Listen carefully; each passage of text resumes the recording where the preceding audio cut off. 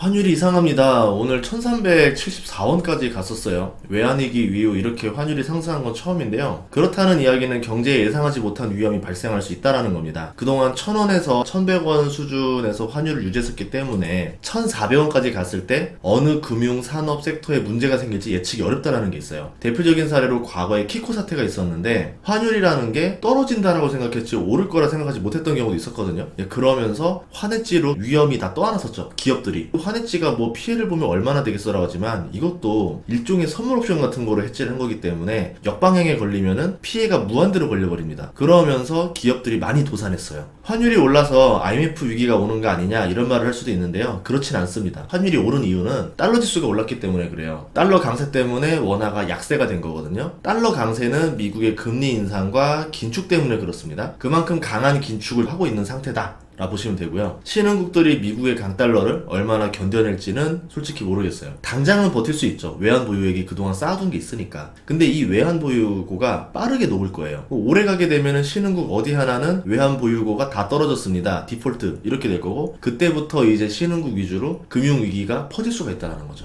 강달러 기조에 맞게 원화는 지금 비슷한 상태를 유지하고 있습니다. 변동 환율제이기 때문에 우선은 달러의 강세에 따라서 원화 가치가 변동되는데 지금 달러 강세가 강하니까 원화 약세도 강하게 움직이고 있죠. 비교한 그래프를 보면은 거의 일치하게 가고 있기 때문에 우리나라는 적극적인 환율 방어 대신 달러 지수에 비슷한 수준으로 스텝을 맞추고 있다 보시면 될 것 같고요. 그런데 최근 들어서 달러 지수 강세보다 원달러 환율이 더 많이 올랐어요. 이렇게 해석하시는 분들도 있죠. 환율 방어 포기한 거 아니냐 뭐 이렇게 볼 수도 있는데 이거는 조금 더 지켜봐야 알 것 같습니다. 제일 위험한 거는 우선 달러가 강세인데 고집스럽게 환율 방어를 하려다가 외환 보유고가 바닥나는 경우입니다. 뭐 디폴트를 선포하거나 IMF 구제 금융을 신청하는 일이 벌어지겠죠. 보통 변동 환율에서는 잘 일어나진 않아요. 과거에 우리나라도 고정 환율을 하다가 IMF 위기를 맞았던 적이 있습니다. 한번 당해봤던 국가이기 때문에 환율 관리에 대해서 철저히 신경을 쓰지 않을까 이렇게 기대해 보고 있습니다. 반면에 중국과 베트남은 반고정 환율을 쓰고 있어요. 중국의 위안화 가치를 보시면요. 달러의 강세에 엇비슷하게 따라가고 있습니다. 환율이 올라가면 수입 물가가 올라가요. 그럼 자국의 인플레이션이 발생하거든요. 그래서 미국의 강달러는 미국 내 수입 물가를 낮추겠지만 신흥국 같은 경우는 물가가 올라서 인플레 문제를 야기합니다. 그러니까 미국의 강달러 현상이 신흥국들한테는 인플레를 떠넘기는 현상이다 라고 볼 수도 있다는 거죠. 반면에 원화 약세, 위안화 약세가 됐기 때문에 수출에서는 유리해졌어요. 미국의 소비가 살아있는 상태라고 하면은 우리나라 수출 기업들이 환율을 이용해서 더 큰 수익을 낼 수가 있겠죠. 하지만 반도체에서도 알 수 있듯이 산업 전반 침체가 우려가 강하고 자동차나 조선 정도가 지금 수혜를 보는 정도라는 거죠. 수출 주력 업종들이 다 수혜를 보고 있는 상태가 아니라는 겁니다. 환율이 유리하다 하더라도 경제 자체가 지금 화랑이어야지 그때 수혜를 본다라는 거예요. 한국, 중국, 일본에 한번 환율을 비교해 봤는데요. 서로 수출 주력 업종이 많이 겹칩니다.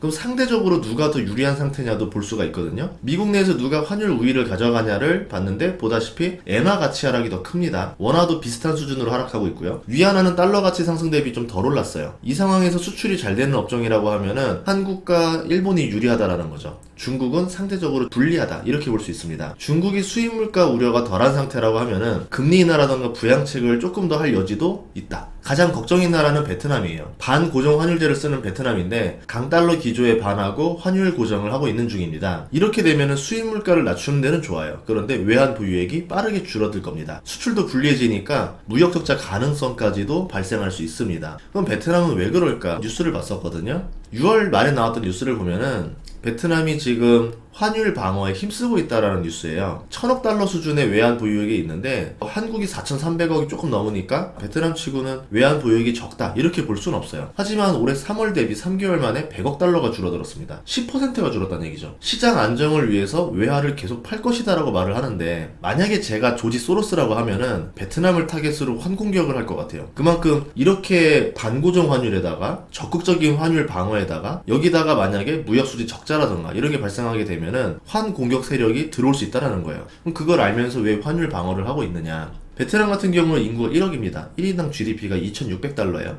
그거에 반해서 부동산 가격이 상당히 비싼 편입니다. 그리고 올해 하반기 물가 상승률 예상치가 4% 수준이에요. 경기 침체로 원자재 가격이 지금 하락했을 경우에 4%인 겁니다. 물가 상승률이 생각보다 빠르다라는 겁니다. 베트남 물가 상승률이 그동안 보시면 3% 전후로 움직였었어요. 그런데 올해 최소 4% 이상 나올 거로 보고 있습니다. 내년에는 5.5%로 움직일 거로 보고 있고요. 그만큼 베트남도 지금 물가 관리가 제대로 되고 있지 않다라는 거죠. 참고로 베트남의 문제가 뭐냐면 사회주의라는 점. 중국처럼 경제는 자본주의, 정치는 사회주의인데 중국처럼 이 모델을 성공시키려고 하면은 물가를 잡고 고성장을 해야 됩니다. 이 과정에서 벌어진 게 뭐냐면 빈부격차가 굉장히 많이 벌어졌어요. 도시의 GDP랑 농촌의 GDP의 간극이 심하게 벌어졌습니다. 여기서 물가가 더 오르게 된다라고 하면은 사회적 갈등이 발생할 수 있다라는 거죠. 정치적으로 불리하게 진행될 수 있다라는 겁니다. 그래서 물가 안정을 위해서 적극적인 방어를 하고 있다. 이렇게 볼 수 있겠죠. 그러면 GDP 성장률만 잘 나온다라고 하면은 그래도 어쨌든 물가 상승률을 잘 막고 되지 않을까? 이렇게 생각해 볼 수 있는데요. 기존까지 베트남 GDP 성장률을 보면은 좋은 편입니다. 10년 동안 보면 대략 연 7% 정도를 유지했었어요. 근데 3월 달에 5%를 주저앉았었고요. 6월 말 발표를 다시 보면은 7.7%라는 고성장을 기록했습니다. 이후에 7%를 유지하면은 환율 방어를 통해서 물가를 잡는 정책, 고성장을 유지하고 있으니까 괜찮다라고도 생각해 볼 수 있는데 이후에도 과연 이렇게 고성장을 유지할 수 있느냐는 모르겠습니다. 전반적으로 경기 침체 우려를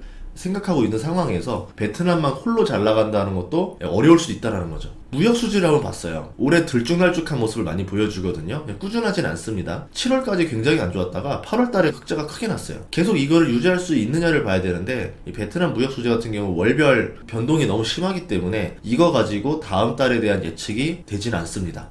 만약에 무역 수지가 적자인 상태에서 적극적인 환율 방어를 한다라고 하면은 외환 보유액은 빠르게 줄어들겠죠. 외환 위기 가능성이 있다라는 거예요. 반면에 무역 수지 흑자를 잘 내주는 상태에서 환율 방어를 한다라 그러면은 물가를 잡으면서 고성장을 유지할 수 있으니까 베트남은 다른 나라들이 어려울 때 혼자 치고 달릴 수도 있다라는 거죠. 베트남 외환 위기가 오면은 단순히 베트남으로 끝나는 게 아니라서 우리가 지금 보는 겁니다. 아시아 전체 외환 위기로 확산이 될 거예요. 뱅크런 사태를 보면 알겠지만 은행이 내 예금을 못 돌려줄 수도 있다라는 두려움이 뱅크런을 촉발하는 거거든요. 베트남 외환 위기가 외국인 입장에서는 아시아 전체에서 달러를 빼내는 일로 벌어질 수 있다는 겁니다. 불필요한 외화 유출 수요가 발생하게 되면 외환 보유고가 튼튼하지 않은 국가들은 외환 위기를 맞이하겠죠. 1997년에 겪었던 IMF 사태의 재현입니다. 그 정도까지 가지 않는다라고 하더라도 외국인들이 주식시장에서 채권시장에서 패닉셀이 나올 수도 있어요. 그러면 기업의 가치와 상관없이 주가가 크게 하락하는 일이 벌어질 수도 있다라는 거죠. 그렇게 되면 우리나라 환율이 지금 1,400원 가까이 되어 있지만 다른 나라의 외환 위기로 인해서 더 환율이 위로 튀어오를 가능성도 존재한다라는 겁니다. 이런 점들 때문에 환율이라는 게 우리나라만 보시면 안 되고 다른 나라들 상태는 어떤가, 지금